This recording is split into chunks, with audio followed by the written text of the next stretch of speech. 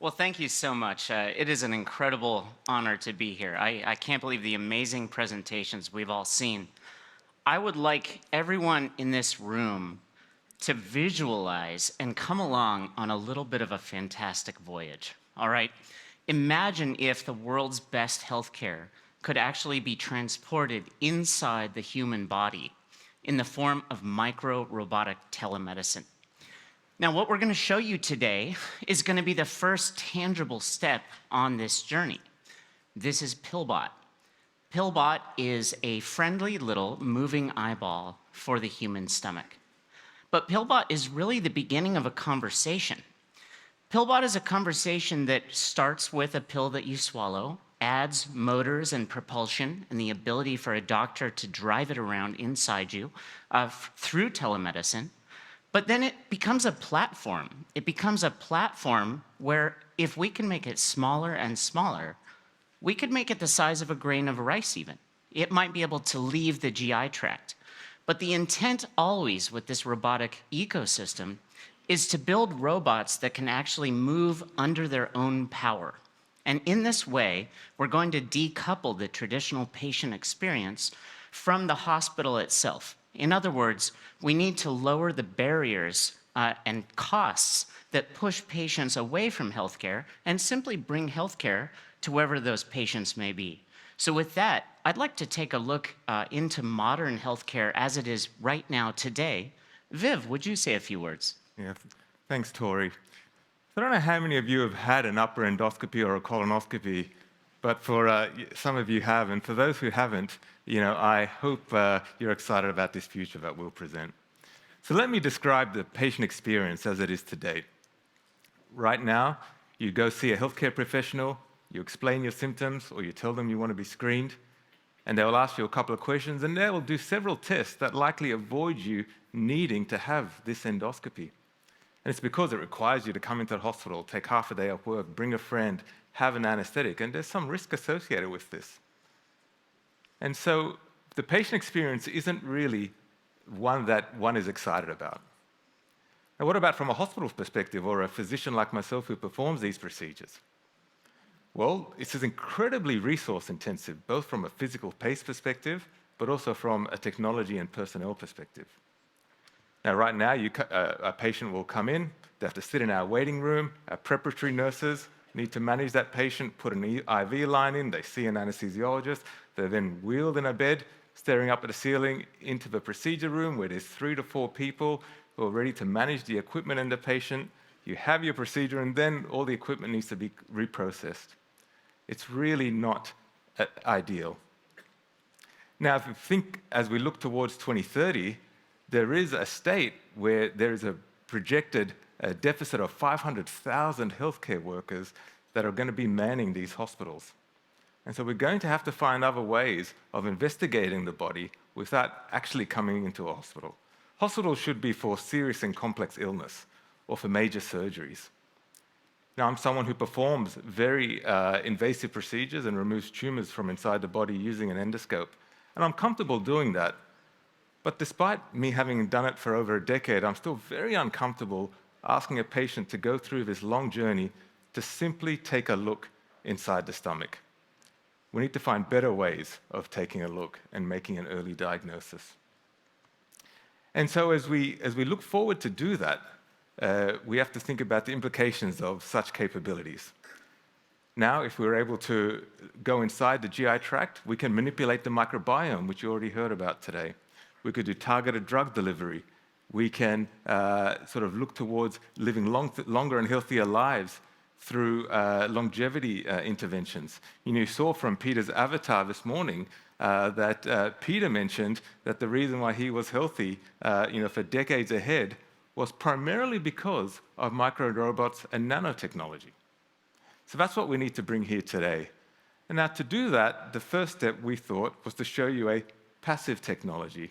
So this is a device called Flower, which Tori will swallow, and so we're going to explore inside his stomach.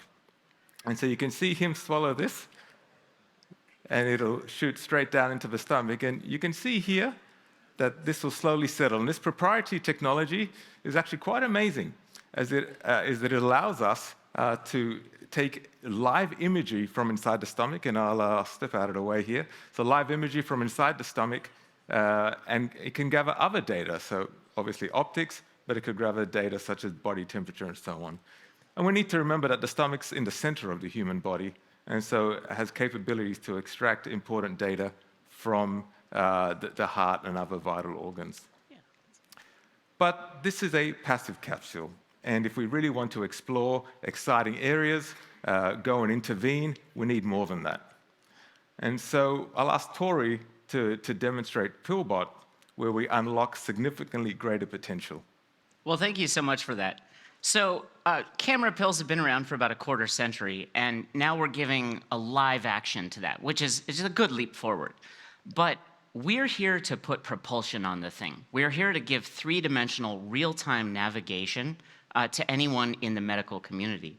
So let's just go ahead and fly this thing around.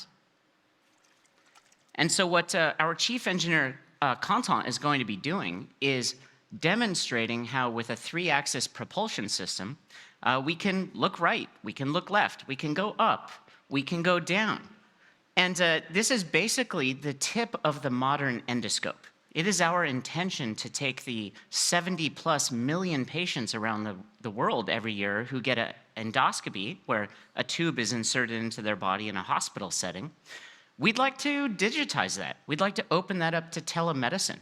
And so we get very passionate about robots that can actually maneuver under their own power. And for this reason, we make sure that our technology will work over a Zoom call. You could be in sub-Saharan Africa and get a procedure like this in a small village with a doctor on the other side of the planet controlling it. Truly amazing. But I think we came here to have a little bit of fun. Let me grab this little guy. So let's see how Tori's feeling today, and if he wants to let his body be exposed to a little robot. So here we go. So this is a micro-robot entering the body. And so you can see here again that this will settle. We might even see that initial pill that was captured. Sometimes you need to move around, do a little dance to get this settled.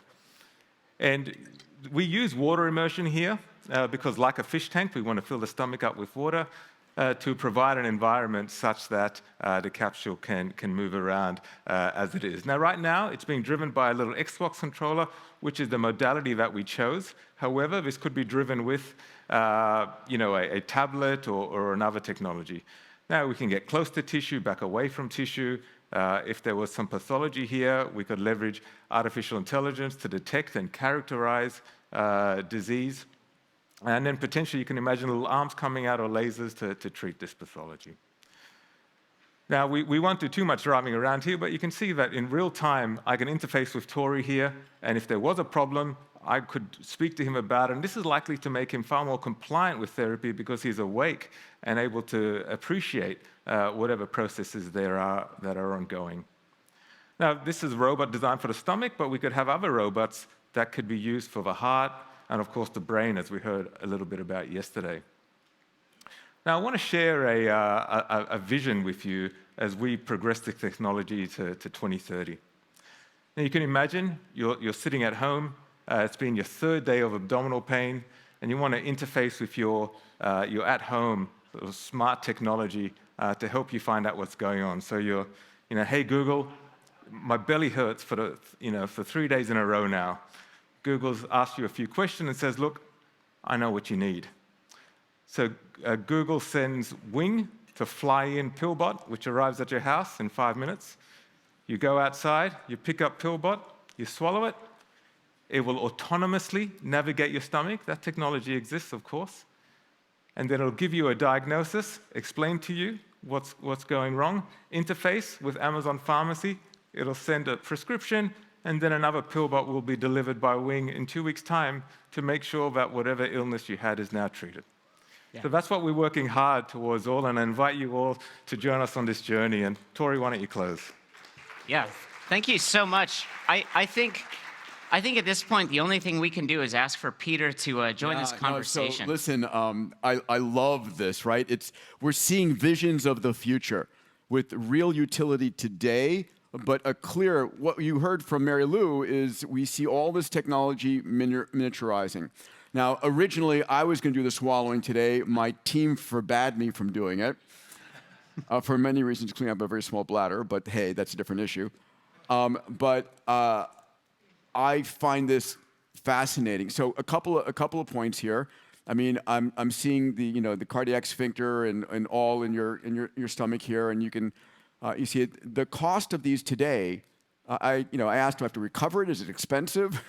My goodness, absolutely not. It's about $35 of raw parts. Yeah. And the intent is to just make it so inexpensive that anyone could have access to it. Yeah, incredible. So what's holding this up from being in every gastroenterologist's bag of tricks? Yeah, so we're getting very close. We're almost at our design freeze, and then, as you know, we have to go through a regulatory process. Yes. Because this is a medical device. There is a need to go through the FDA.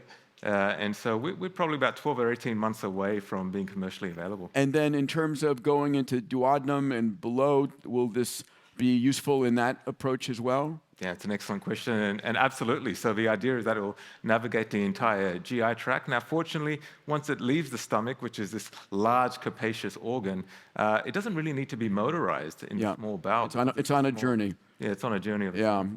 Amazing. Guys, I want you to appreciate a glimpse of the future where our wearables will become insidables and consumables, and we will start to understand what's truly going on inside our bodies. Gentlemen, thank you for your vision. Thank you for your pioneering. Thank you. How long has this journey been going on? We launched this company 6 years ago, but to be here with you now is incredible because it's time for this to become real. Amazing. Give it up for these incredible scientists and entrepreneurs.